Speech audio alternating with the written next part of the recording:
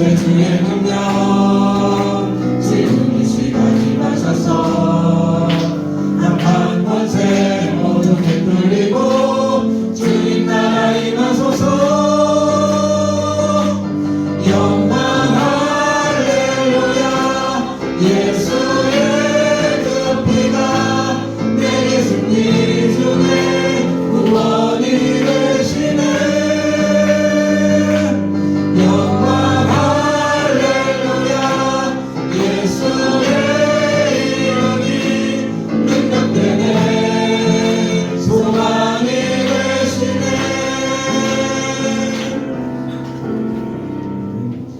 이르되 하늘의 하나님 여호와 크고 두려우신 하나님이여 주를 사랑하고 주의 계명을 지키는 자에게 언약을 지키시며 긍휼을 베푸시는 주여 간구하나이다. 느헤미야 1장 5절 6절 고백으로 만들어진 부흥 찬양하겠습니다.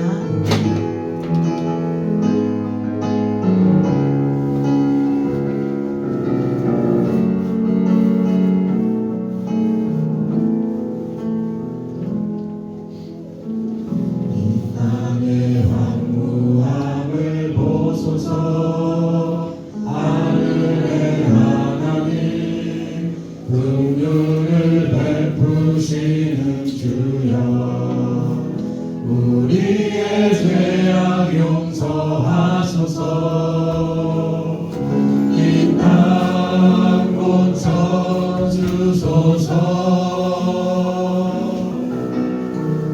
이제 우리 모두 하나 되어 이 땅에 무너진 기초를 다시 쌓을래. 우리의 우상들을 태우신 성령의 불이 임하소서. 주의 불길 타오르게 하소서. 진리의 말씀 이 땅 새롭게 하소서. 은혜의 강물 흐르게 하소서. 성령의 바람 이제 불어와 오 주의 영광 가득한 새날 주소서. 오 주님 나라 이 땅에 임하소서. 한 번 더 고백하겠습니다. 이 땅의 황무함을 보소서. 하늘의 하나님 긍휼을 베푸시는 주여 우리의 죄악 용서하소서. 이 땅 고쳐주소서. 이제 우리 모두 하나 되어 이 땅에 무너진 기초를 다시 쌓을래. 우리의 우상들을 태우신 성령의 불이 임하소서. 부흥의 불길 타오르게 하소서. 진리의 말씀 이 땅 새롭게 하소서. 은혜의 강물 흐르게 하소서. 성령의 바람 이제 불어와 오 주의 영광 가득한 새날 주소서. 오 주님 나라 이 땅에 임하소서.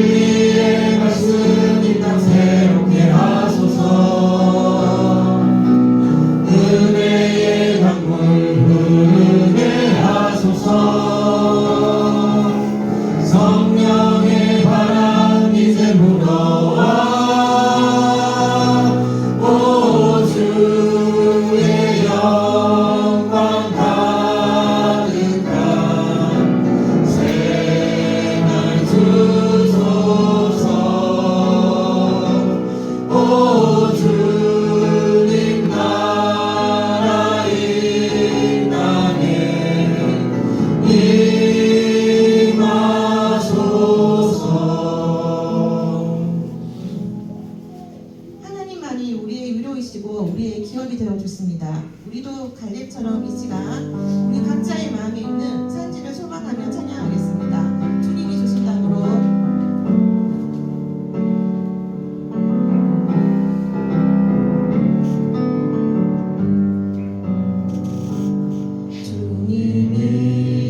주님이 주신 땅으로 한 걸음씩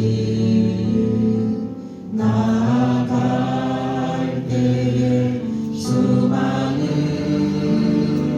적들과 견고한 성이 나를 두렵게 하지만 주님을 신뢰함으로 주님을 의지함으로 주님이 주시는 담대함으로 큰 소리 외치며 나아가네. 이 산지를 내게 주소서. 그날에 주께서 말씀하신 이제 내가 주님의 이름으로 그 땅을 취하리니 이 산지를 내게 주소서. 그날에 주께서 말씀하신 이제 내가 주님의 이름으로 그 땅을 취하리니. 한 번 더 할게요. 주님이 주신 땅으로 한 걸음씩 나아갈 때 수많은 적들과 견고한 성이 나를 두렵게 하지만 주님을 신뢰함으로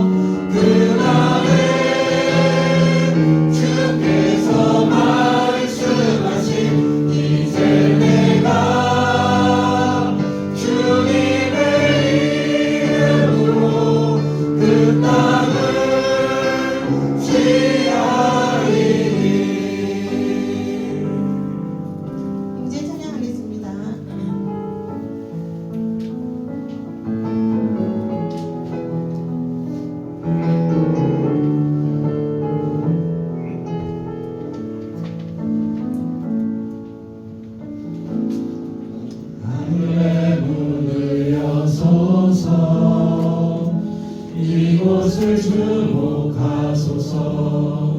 주를 향한 노래가 꺼지지 않으니 하늘을 열고 오소서. 이곳에 임재하소서. 주님을 기다립니다. 기도의 향기가 하늘에 닿으니 주여 임재하여 주소서. 이곳에 오셔서 이곳에 앉으소서. 이곳에서 드리는 예배를 받으소서. 주님의 이름만이 오직 주의 이름만 이곳에 있습니다. 이곳에 오셔서 이곳에 앉으소서. 이곳에서 드리는 예배를 받으소서. 주님의 이름만이 오직 주의 이름만 이곳에 있습니다.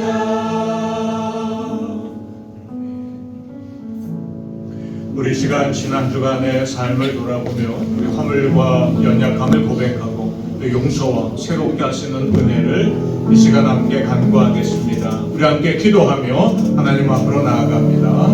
살아계신 아버지, 오늘도 은혜의 자리로 저희들을 부르시고 하나님의 선하신 손길로 우리를 이끄시니 감사합니다.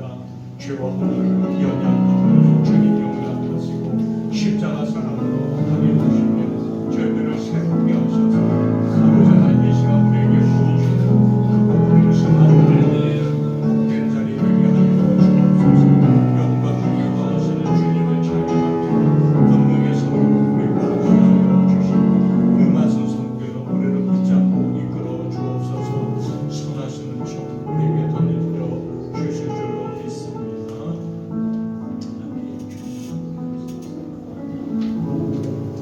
복 있는 사람은 악인들의 꾀를 따르지 아니하며 죄인들의 길에 서지 아니하며 오만한 자들의 자리에 앉지 아니하고 오직 여호와의 율법을 즐거워하여 그의 율법을 주야로 묵상하는도다. 아멘. 살아계신 하나님 아버지, 오늘도 자비와 사랑으로 저희를 불러주시고 하나님을 예배하는 자리로 이끄시니 감사를 드립니다. 여기 임재하셔서 하나님 홀로 영광 받으시며 저희들 하나님이 부으시는 풍성한 은혜 누리는 복된 시간 되게 하여 주옵소서. 예수님 이름으로 간절히 기도하옵나이다. 아멘. 우리 함께 일어나서 교독문 1번 함께 교독하겠습니다. 복 있는 사람은 악인들의 꾀를 따르지 아니하며 죄인들의 길에 서지 아니하며 오만한 자들의 자리에 앉지 아니하고 오직 여호와의 율법을 즐거워하여 그의 율법을 주야로 묵상하는 자다.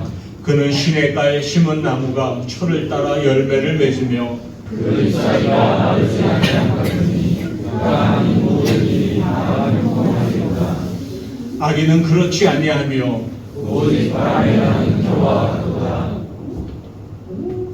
무릇 의인들의 길은 여호와께서 인정하시나 악인들의 길은 망하리로다. 아멘. 나는 전능하신 아버지 하나님 천지의 창조주를 믿습니다. 나는 그의 유일하신 아들 우리 주 예수 그리스도를 믿습니다. 그는 성령으로 잉태되어 동정녀 마리아에게서 나시고 본디오 빌라도에게 고난을 받아 십자가에 못 박혀 죽으시고 장사된 지 사흘 만에 죽은 자 가운데서 다시 살아나셨으며 하늘에 오르시어 전능하신 아버지 하나님 우편에 앉아 계시다가 거기로부터 살아있는 자와 죽은 자를 심판하러 오십니다. 나는 성령을 믿으며 거룩한 공교회와 성도의 교제와 죄를 용서받는 것과 몸의 부활과 영생을 믿습니다. 아멘.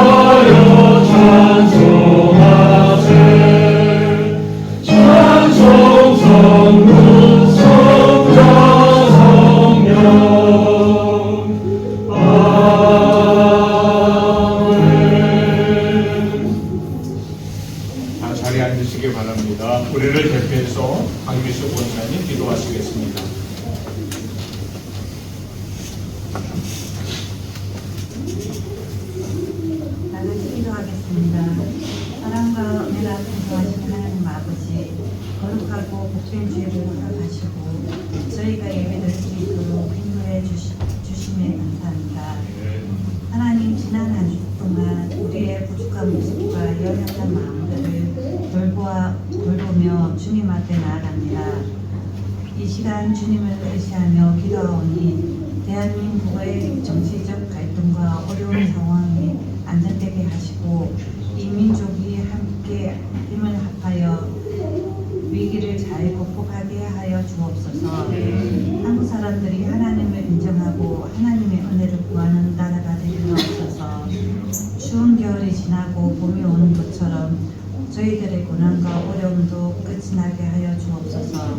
각 가정마다 물질의 축복을 더하사 오병이의 기적을 경험하게 하시고 시험과 한란과 질병 모두 예수 그리스도의 이름으로 물리쳐 주옵소서. 목사님의 말씀을 통하여 생명의 말씀, 축복의 말씀을 증거하실 때 성령님께서 함께 하셔서 우리의 길을 열어주시고 하나님의 말씀을 통하여 목마른 우리의 영혼이 해결되고 순종하게 하옵소서. 예수 그리스도의 이름으로 기도합니다.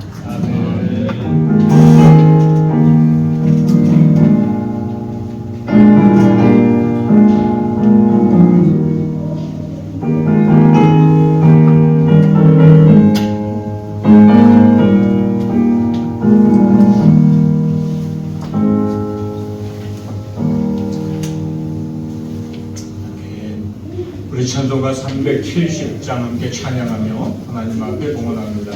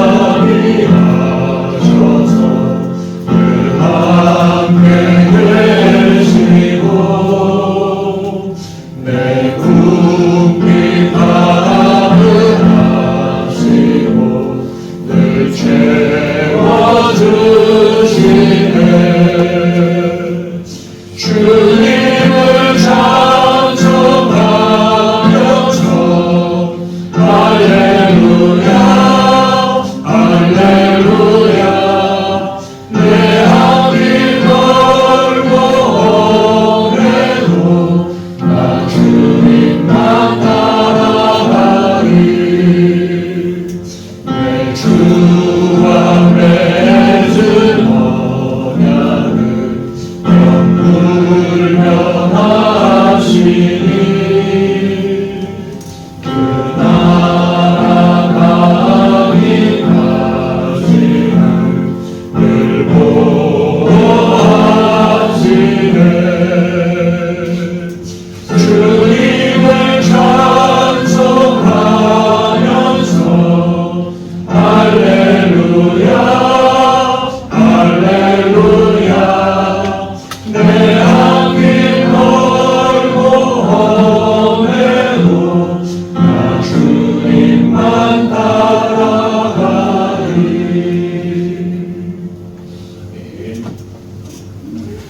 살아계신 아버지 하나님, 귀한 날을 구별하여 하나님 앞에 나와 예배하게 하시고 또 우리 믿음의 고백과 헌신의 고백을 담아 귀한 물질을 하나님께 드리게 하시니 감사합니다. 우리 시간 드리는 믿음과 헌신의 고백을 주님 기뻐 받으시고 하나님의 나라와 영광을 위하여 이 귀한 물질 구별되어 쓰임받는 것 되게 하여 주시옵소서. 주님, 우리의 일터를 붙들어 주옵소서. 우리가 수고할 때마다 거두게 하시고 필요를 따라 채우시는 하나님의 은혜를 풍성케 하여 주셔서 물질로도 하나님 앞에 더 영광 돌리며 살아가는 참된 복의 사람들 되게 하여 주옵소서. 귀한 예물을 정성을 다하여 드린 손길들을 기억하여 주옵소서. 전부를 주신 줄 믿고 10회를 구별하여 드립니다. 가지가지 감사의 제목과 기도의 소원을 담아 감사의 예물을 드립니다. 정성을 다해 주일원금을 드리며 어린 생명들도 예배하며 하나님 앞에 귀한 예물을 드립니다. 그 손길들을 연락하시사 저들의 일터를, 저들의 가정을 눈동자와 같이 지켜보호하여 주시고 악한 것 흠 못하게 하시며 모든 염려와 방황을 이기는 하나님의 은총이 저들의 삶에 가득하게 하여 주옵소서. 물질 때문에 염려하고 방황하고 낙심하며 살지 않게 하시고 물질로 하나님 앞에 더 영광 돌리며 살아가도록 하나님 풍성케 하시는 은혜를 건립혀 주옵소서. 예수님 이름으로 축복하며 기도하옵나이다. 아멘.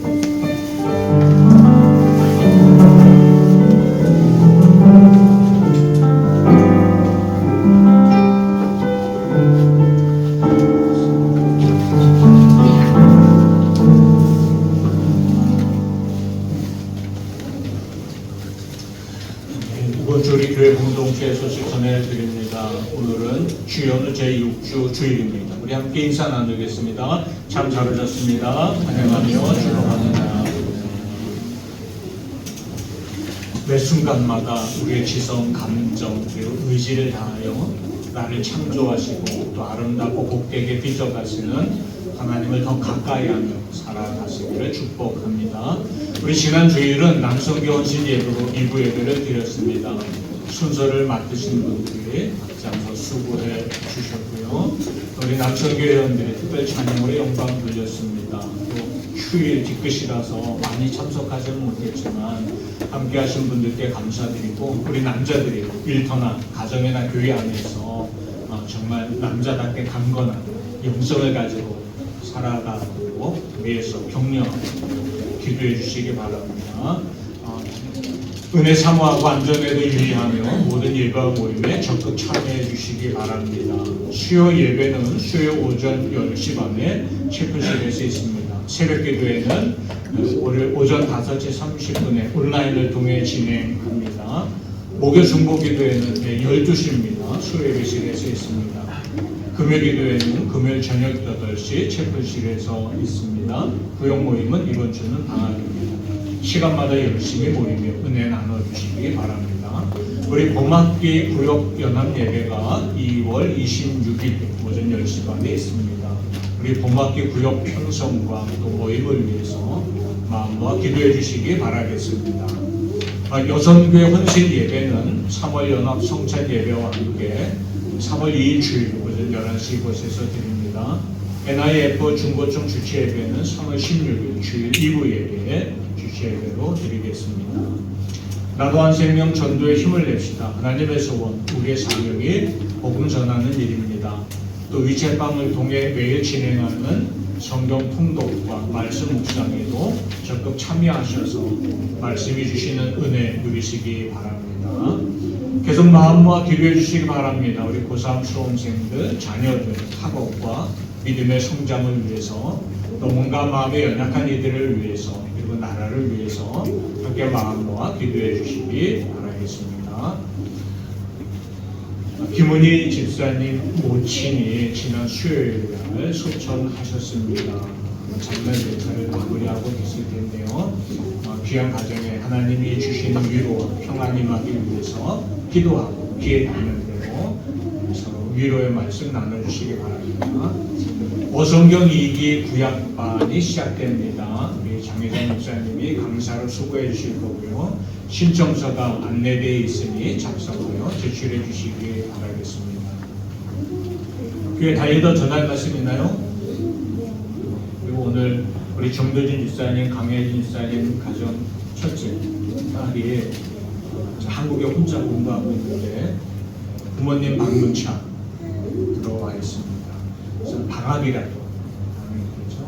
우리 잠깐 일어나 우리 환영의 박수 한번 드리죠.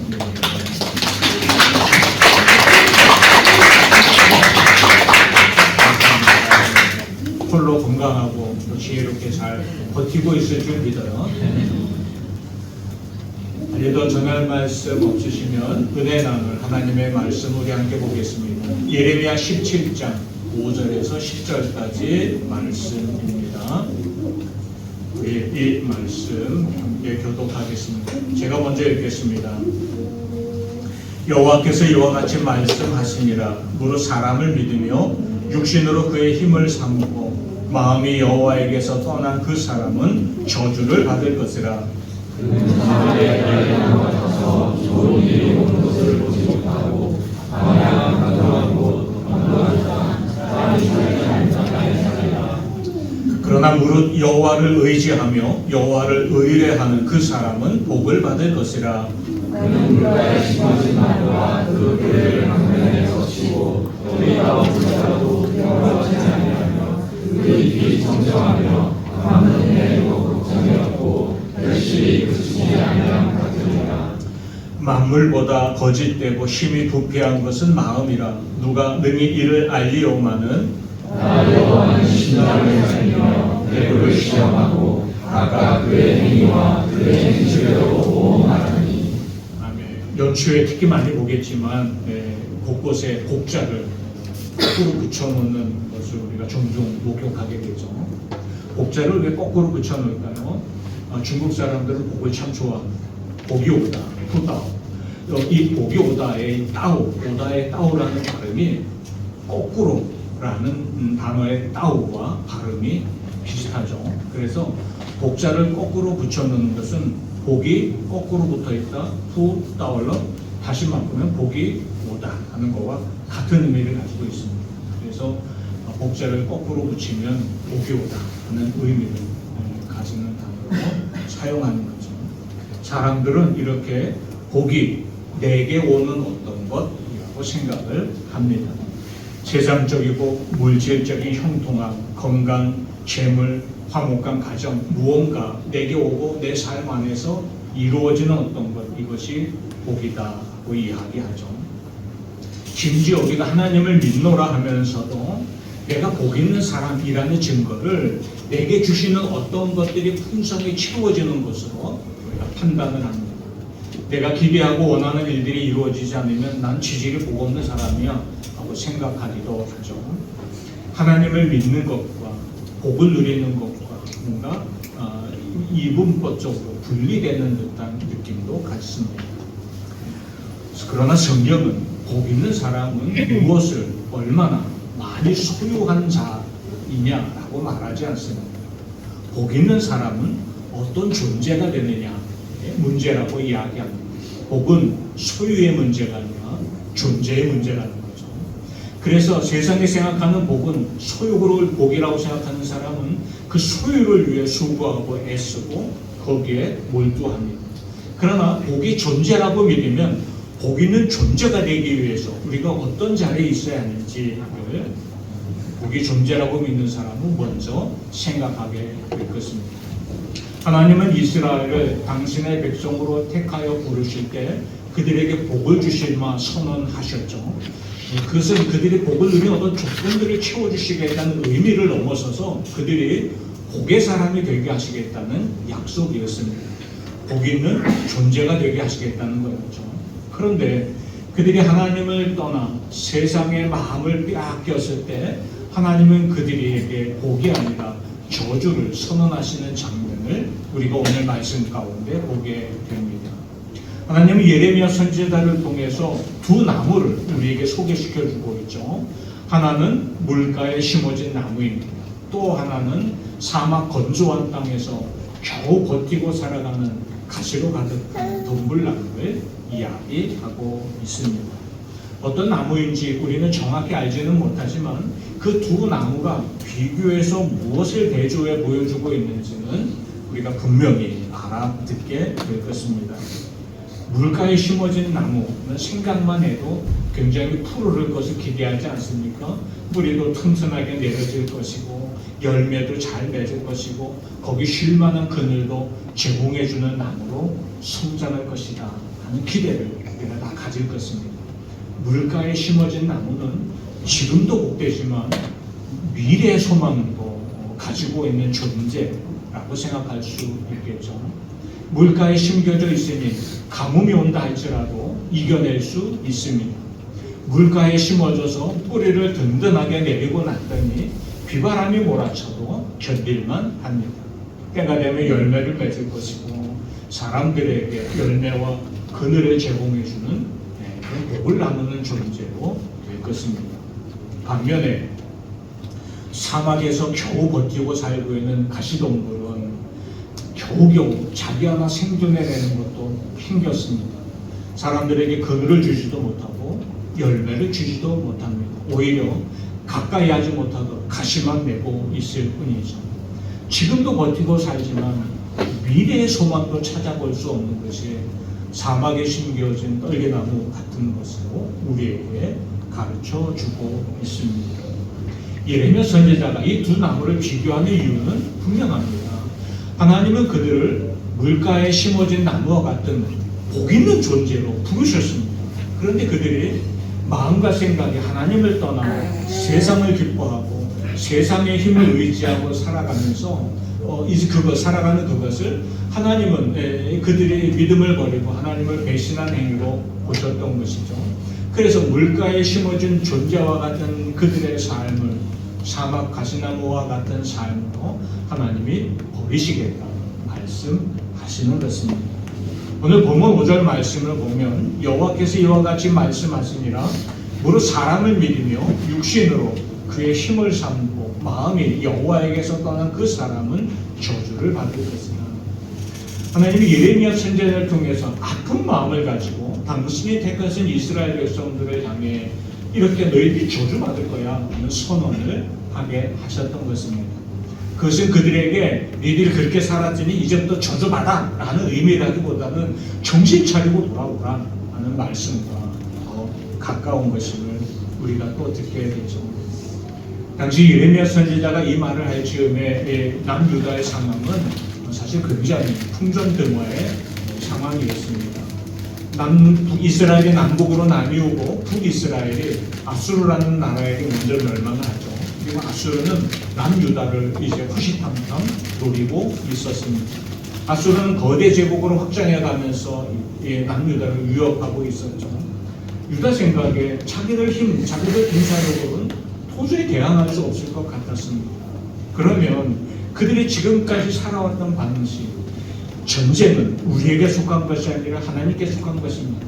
하나님이 우리와 함께 하시면 모든 위협으로부터, 모든 두려움으로부터 우리는 안전합니다. 이렇게 고백하고 하나님을 의지하고 붙잡고 하나님의 도우심을 바라야 하는데 그러나 그들은 그렇지 못했습니다. 우리를 도울 힘이 어디 있을까? 하나님을 안 믿는 건 아니지만 그러나 하나님 우리에게 어떤 힘을 주실 것 같지 않고 당장 도움이 될 만한 자가 누가 있을까? 주변을 둘러보기 시작했죠.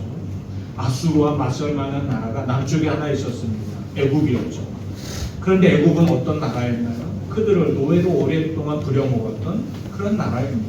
성경은 애국을 보통 세상을 상징하는 의미로 사용할 때 많이 등장을 시킵니다. 그들의 군사력, 그들의 힘이라면 우리를 괴롭히는 저 아수르와 대항해서 지켜줄 것 같은 기대감이 생겼습니다. 그래서 애국으로 사자를 보내죠. 그들에게 도움을 요청합니다. 자, 우리도 무너지면 당신들도 문제 아닙니까? 그러니 우리를 도와서 저 아수르로부터 우리를 좀 보호해 주십시오 하고 요청을 하게 된 거죠. 유다 왕이나 정치인들의 생각에 이것은 정말 지혜로운 방법, 그들이 할 수 있는 최선의 방법으로 여겨졌습니다. 그런데 하나님 그때 예레미야 선지자를 통해 이렇게 선포하게 하신 거예요. 사람을 믿고 육신으로 힘을 섭는 자, 그 사람은 마음이 하나님에게서 떠난 자. 마음이 하나님께 있는 자가 물가에 심어진 나무와 같은 복 있는 존재라면 마음이 떠난 그 자는 사막 떨기나무와 같은 존재가 될 겁니다. 사람의 눈으로 보기에 그것이 답인 것 같지만 그러나 하나님 안에 있는 것이 정답임을 우리가 알아야 한다. 이렇게 외치게 하셨던 것입니다. 복이 세상에 있는 어떤 조건들로 우리에게 채워지는 것이라고 생각을 하면 우리는 열심히 그것을 채우게 일할 것입니다. 이것을 잘 채우기 위해서 누가 내게 도움이 될 만한가, 어디 자리가 더 이제 도움이 될 만한가 열심히 찾고 사람들의 힘도 빌리고 수단과 방법으로 동원할 것입니다. 그러나 복이 하나님 안에 있는 복 있는 존재로서 누리는 것이라 믿는 사람들이라면 복 있는 존재라는 것을 믿는 사람이라면 우리가 그 존재 안에서 멀어지지 않기 위해서 하나님과 가까이 하고자 하는 삶을 힘쓰며 살게 될 것입니다. 이랑이는 아빠와 엄마의 아들이죠. 지금 누리고 있는 모든 것은 관계 때문에 누립니다. 아마 이랑이가 다른 사람이라면 정지사님과 아무 관계가 없는 사람이라면 우리 정준희 사님이 이랑아하고 용돈을 줄 리가 그럴 수도 있겠지만 이제 거의 없습니다. 관계 하나가 그렇게 많습니다. 그런데 그 모든 자연스럽게 내 것으로 누리는 모든 일이 언제 깨지냐면 관계가 깨질 때입니다. 관계가 깨지고 나면 서로를 돌아보지 않는 사이가 되고 나면 아무 상관없는 사이가 되고 나면 문제는 시작됩니다. 우리가 하나님 안에서 복은 무엇을 소유하느냐가 아니라 존재로 서는 것이라는 것을 분명히 알면 우리는 세상의 어떤 조건들, 어떤 힘 있는 사람들을 찾기보다 하나님 안에 우리의 관계를 새롭게 하는 데 더 집중할 것입니다. 그런데 당시 이스라엘 백성들은 그러지 못했던 거죠. 하나님은 하나님 마음으로부터 하나님을 떠난 그들, 입술로는 민도라 하면서도 실제적으로는 세상의 힘을 쫓아 사는 그들에게 이렇게 말씀하십니다. 6절도 한번 같이 읽어볼까요? 시작. 그는 사막에 떨린 나무 같아서 좁은 길에 온 것을 보지 못하고 마음이 아파하고 건강한 땅 사람이 소리하는 땅에 살리라. 복 있는 존재를 잃어버리면 복 없는 자가 되고 말면 지금도 힘겹지만 미래의 소망도 기대할 수 없는 자가 됩니다. 더 나아가 하나님께 영광을 돌리는 삶도 살지 못할 뿐 아니라 주변 사람들에게 복의 선한 영향력을 끼치며 사는 자도 되지 못한다고 말씀합니다. 그러나 복 있는 존재가 되면 모든 것을 견딜 만한 힘, 물가에 심어진 나무처럼 모든 것을 견딜 만한 힘을 하나님이 공급해 주실 뿐만 아니라 그 복 있는 존재이기 때문에 하나님께 영광을 돌리게 되고 무엇보다 나를 통해 우리 주변에 복의 선한 영향력을 나타내며 사는 자가 되는 것을 우리에게 가르쳐주고 있습니다. 복 있는 존재, 이게 중요하다는 거죠. 그렇지 않으면 사막 떨기나무처럼 나도 지금이나 미래나 소망 없는 삶뿐 아니라 다른 사람들에게 찌르는 가시와 같은 존재가 될 뿐임을 이야기하고 있습니다. 그래서 예레미야 선지자는 그들을 향하여 애타는 마음으로 여러분 하나님께로 돌아오십시오. 하나님 안에 온전히 서야 합니다. 하나님과의 관계가 온전히 회복되어야 합니다. 하고 외치고 있었던 거죠. 우리 7절 8절 같이 읽어보겠습니다. 시작. 그러나 무릇 여호와를 의지하며 여호와를 의뢰하는 그 사람은 복을 받을 것이라. 그는 물가에 심어진 나무가 그 뿌리를 강변에 뻗치고 더위가 올지라도 두려워하지 아니하며 그 잎이 청정하며 가뭄은 해도 걱정이 없고 결실이 그치지 아니한 같으리라. 아멘. 그러나 하나님과의 관계가 새로워지면 그것이 복 있는 존재가 되어지고 복 있는 존재가 되어지면 그 공급받는 힘으로 인하여서 지금도 풍성하지만 미래의 소망도 또 선한 영향력도 나타내고 하나님의 영광이 되는 삶으로 살 수 있음을 우리에게 가르쳐주고 계십니다. 세상은 줄 수 없는 참된 기쁨과 평안과 만족은 하나님 안에 있는 복 있는 자가 누리는 것입니다. 복의 근원이신 하나님이 우리를 물가에 심어진 나무와 같은 은혜로 이끌어 주시는 거죠. 우리 선교사들이 모여서 회의하면서 또 나눌 때 그런 은혜를 받아서 자, 우리는 이 일을 하고 저 일을 열심히 하려고 해요. 그런데 열매가 없어요. 자꾸 막히기만 해요. 또 중국 선교 어려움이 코로나 이전부터 실제적으로 우리에게 압박이 많이 왔거든요. 제가 속한 교단에 중국에서 파송된 선교사의 숫자가 2018년도를 기준으로부터 코로나를 맞으면서 점점 어려워지고 그래서 지금 파송 숫자가 반토막이 났습니다. 많이 줄어들었죠. 그 수많은 선교단체가 철수할 수밖에 없는 상황에 몰려들고 있습니다. 단지 코로나 문제만은 아니었어요. 2017년 말을 지나면서 새롭게 시작한 종교법이 굉장히 압박으로 다가왔었거든요. 이런 실제적인 유혹이 선교하는 현장에서 겪게 되었습니다. 우리 힘으로 할 수 없는 일들이 너무 많아진 거예요. 내가 힘쓰고 애써도 안 될 것과 같은 문제거리를 자꾸 그 현장에 찾아왔단 거죠. 그럴 때 우리는 다시 모여 은혜를 나누며 고백한 내용이 있습니다. 여전히 우리는 우리 힘으로 할 수 없습니다.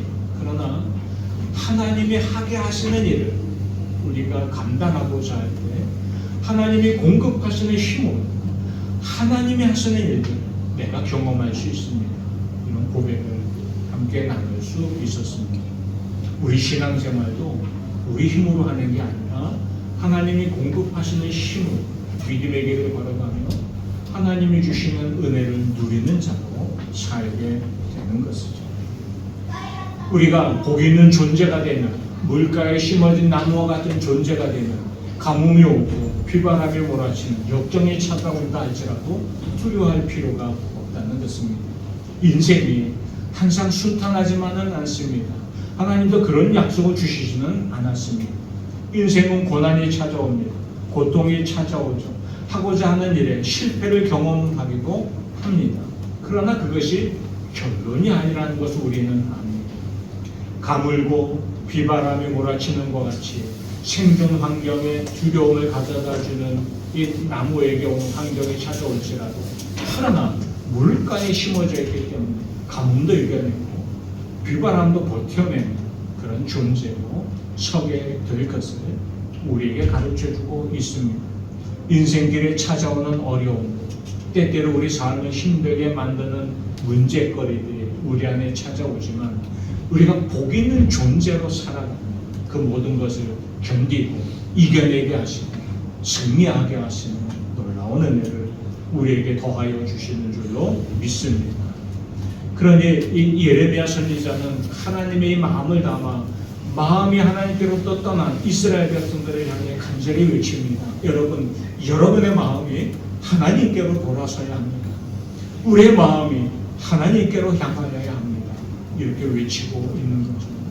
하나님은 우리 마음과 생각을 아시는 분입니다. 하고 예레미야 선지자는 하나님의 말씀을 또 전합니다. 만물보다 거짓되고 힘이 부패한 것은 마음이라. 누가 능히 이를 알리오마는 나 여호와는 심장을 살피며 폐부를 시험하고 각각 그의 행위와 그의 행실에 대고 보응하나니. 이런 말씀을 전하게 하셨습니다. 우리 마음이 어디로 향하여 있는지, 우리 마음이 어디에 머물러 있는지 하나님은 아신다는 것입니다. 우리는 겉으로, 우리 입술로 하나님을 믿노라 이야기할 수 있습니다. 기도하는 것처럼, 예배드리는 것처럼 우리를 꾸밀 수 있습니다. 그러나 우리 마음이 온전히 하나님께 향하여 있는지 하나님은 아십니다. 여러분의 마음은 어떻습니까? 지금 하나님께로 이 예배 자리가 우리가 풍성한 은혜의 자리가 되는 것을 경험하십니까? 하나님께로 마음이 향하여 있을 때 그렇습니다. 한동안 제가 방황할 때 이제 예배드릴 청년 시절에 성가대에서 제가 이제 주일 2부 예배를 막 섬기고 있었는데요. 그리고 이제 끝나고 나면 또 조사를 하고 생각하고 있었습니다. 근데 습관처럼 하고 있었지 은혜를 잃어버릴 때가 있었습니다. 예배 시간이 내내 지루해요. 근데 성가대에 서서 하는 건 해야 되고 눈치가 너무 많이 보이니까 빠질 수는 없고 그래서 서는데 기쁨은 별로 없어요. 그래서 특히 설교 시간이 제일 버티기 힘들었어요. 그래서 어떻게 했냐면 성가대 찬양을 하고 나면 그 다음에 설교니까요. 예배 시간 중에 반은 설교잖아요. 그래서 성가대 특송할 때까지 딱 하고 난 다음에 이제 끝나고 앉으면 목사님이 설교하기 전에 기도를 하고 설교를 시작하죠. 딱 기도할 때 얼른 성가대 가운을 벗고 소리 없이 사라집니다. 그래서 제일 많이 갔던 데가 교회 뒤 건너편 골목에 있는 우동집이었어요. 참 여러분 그렇게 하시면 안 돼요. 예배 시간에 맥도날드에서 발견되시는 분들 그래서 우동함을 먹고 그러면은 딱 30분쯤 지나갑니다. 그때쯤 슬슬 가면은 목사님이 설교 끝나고 마무리 기도하시고 그때 조용히 들어가서 가운 입고 앉아 있으면 감쪽 같으리라. 그렇게 몇 달 사는 동안 나는 감쪽 같을 것이라고 생각했지만 사람들이 다 알고 있더라고요. 아무개 선생, 때만 되면 사라졌다가 때만 되면 나타나는 사람. 무엇보다 아무리 주일날 예배를 드리러 가도 아무 은혜가 저에게 없어요. 이게 무슨 의미가 없는 거죠. 그러다가 내 마음이 하나님이 치시는 그런 집회의 과정이 있었습니다. 그때 많이 회개하게 됐어요. 그러고 나서 하나님께 집중한 하나님께 마음을 드리는 예배를 새롭게 회복하게 되었는데요. 그랬더니 모든 예배가 은혜예요. 특히 설교 시간이 제일 큰 은혜를 받았어요. 왜냐하면 그때 제가 다니던 교회 담임 목사님은 좀 죄송한 표현이지만 설교 잘 못해요. 이분이 저 공대 출신이고 엔지니어 출신이라 말에 조리가 별로 없어. 내가 잘 해석해서 알아들어야 돼. 아주 피곤했어. 그런데 그렇게만 생각했는데 내가 하나님께로 마음이 하고 나서부터는 갑자기 달라졌어요. 그분의 설교 스타일이 달라진 건 하나도 없어요. 듣는 내 귀가 달라진 거죠.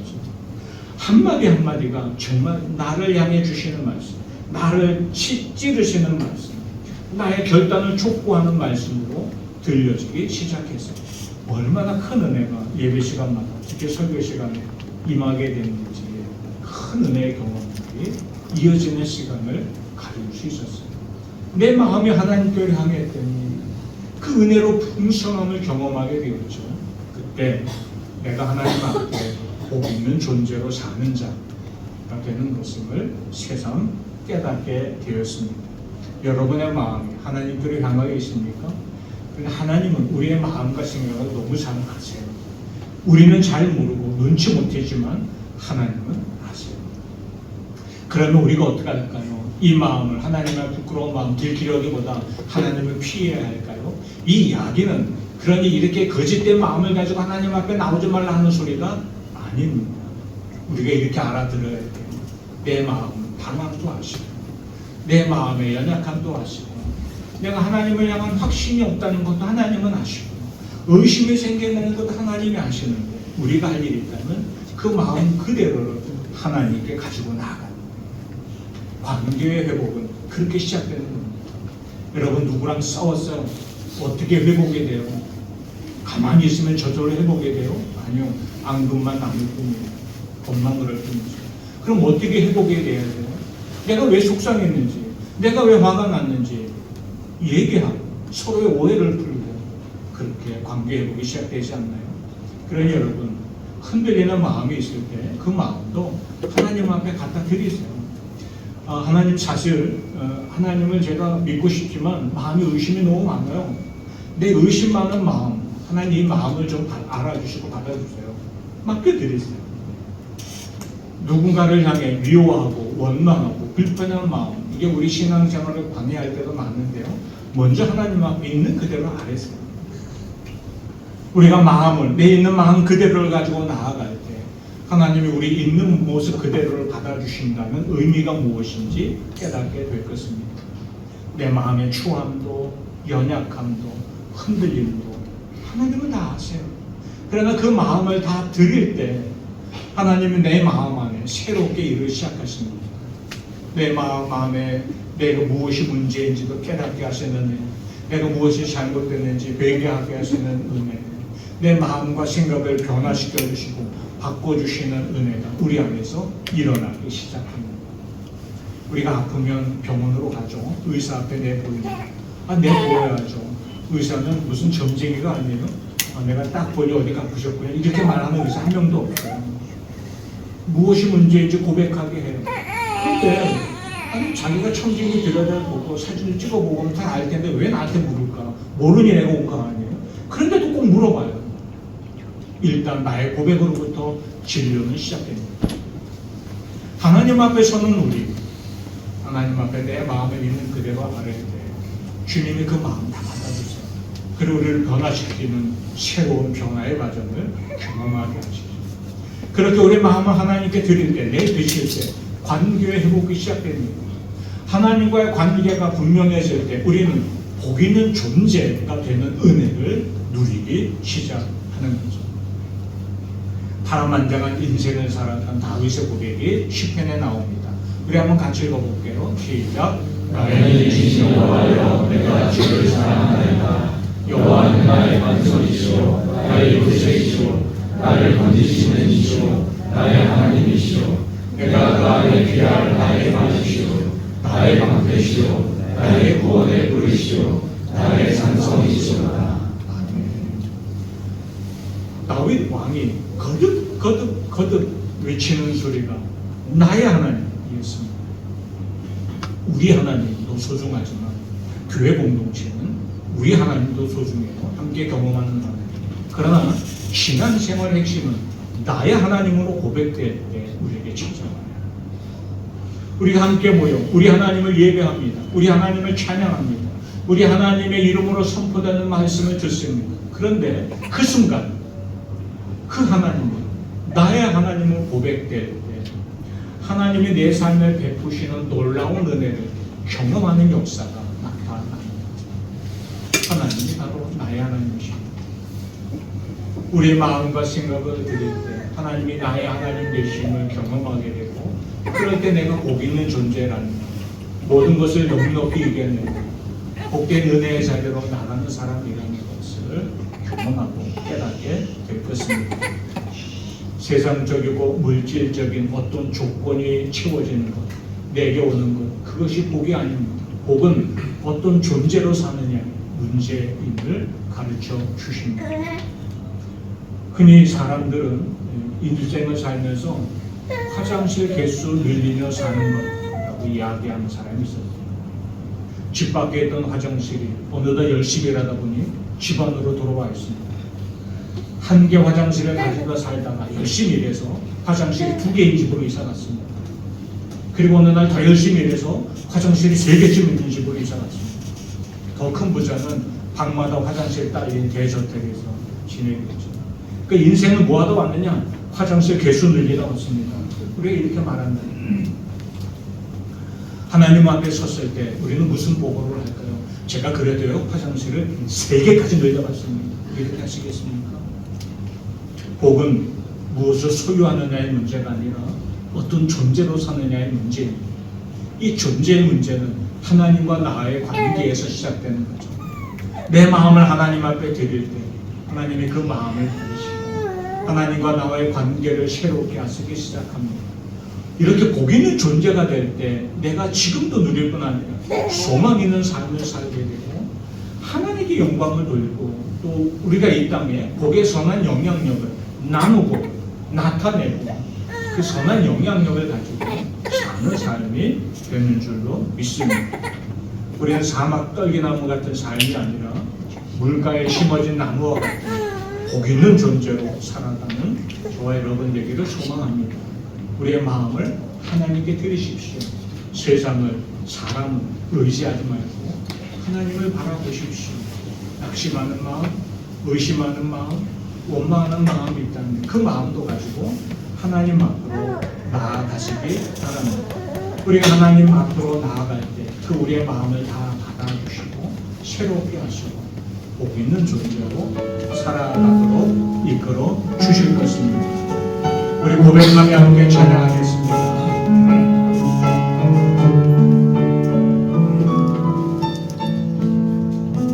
주께 가오니 날 새롭게 하시고 주의 은혜를 부어주시고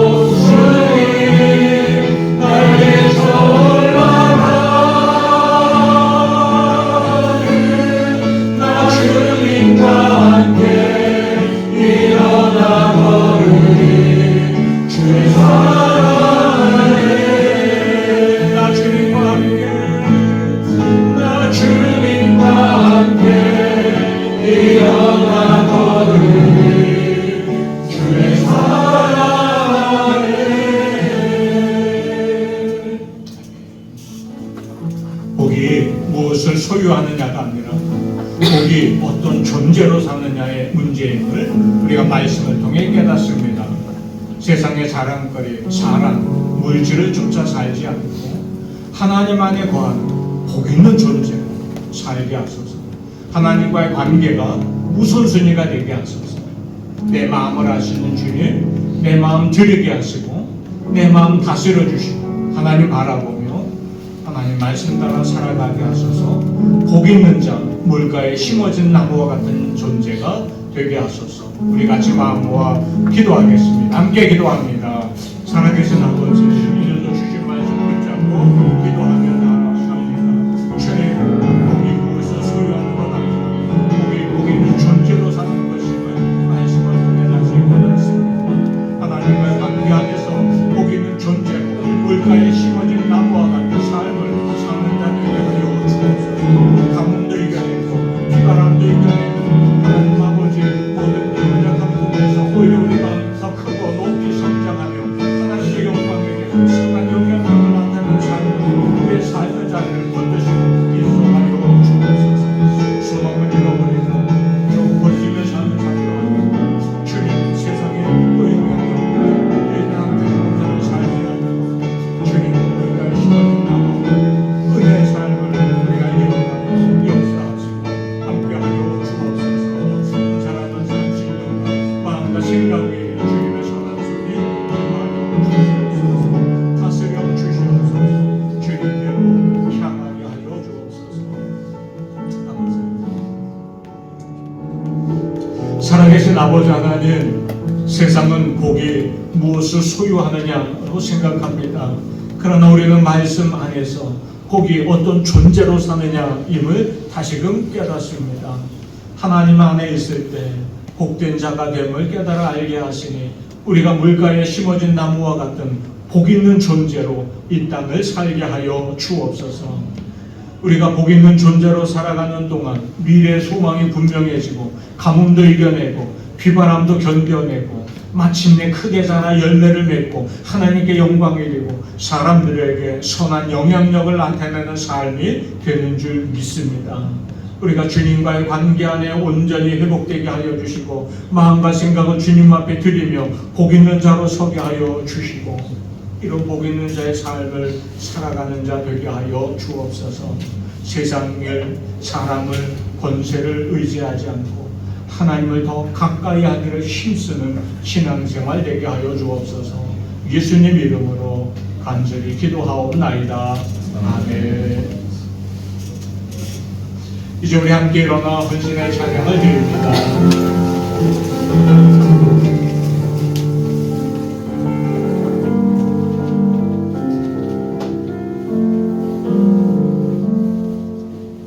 이 세상을 살아가는 동안에 나의 힘을 의지할 수 없으니 기도하고 낙심하지 말 것은 주께서 참 소망이 되시니라. 하나님의 꿈이 나의 비전이 되고 예수님의 성품이 나의 인격이 되고 성령님의 권능이 나의 능력이 되길 원하고 바라고 기도합니다.